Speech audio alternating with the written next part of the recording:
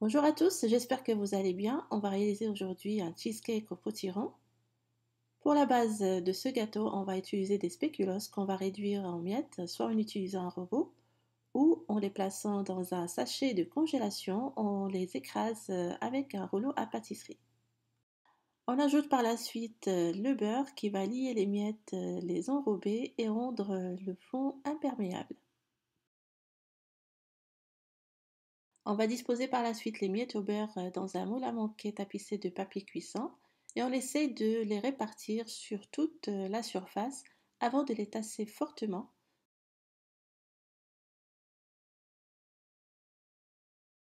On utilise un simple verre, c'est très pratique pour appuyer. N'oubliez pas d'envelopper le moule de l'extérieur de papier aluminium parce qu'on va cuire le cheesecake en bain-marie et donc ça va protéger le gâteau. On va mettre au réfrigérateur pour durcir et entre-temps, on va préparer la crème au fromage. Alors j'ai ici de la purée de potiron que je mets dans une casserole avec les épices, cannelle, gingembre et noix de muscade avec une pincée de sel.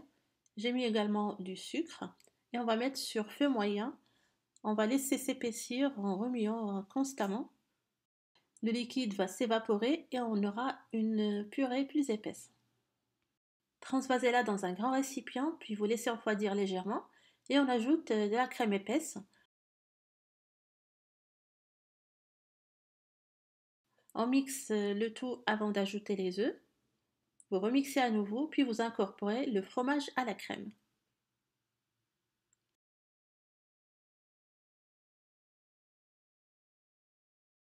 On mixe juste ce qu'il faut pour avoir un mélange homogène, pas plus que ça, pour ne pas introduire de l'air dans la préparation, sinon le cheesecake risque de craquer en cuisson.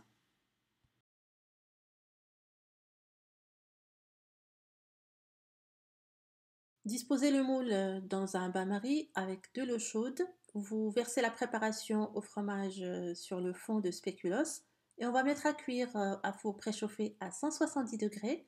On va laisser cuire durant 1h30 jusqu'à 1h45 selon les fours.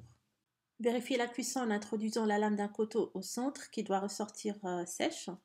Si c'est cuit, vous laissez bien refroidir et vous le démoulez pour le servir bien frais.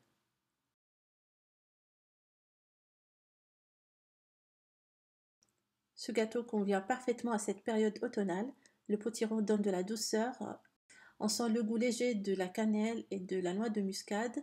Pour plus de gourmandise, vous pouvez le servir avec une sauce caramel ou de la crème fouettée. Voilà, donc on arrive à la fin de cette recette. J'espère qu'elle vous aura plu, que vous allez la tester. Merci de l'avoir visionnée et à la prochaine.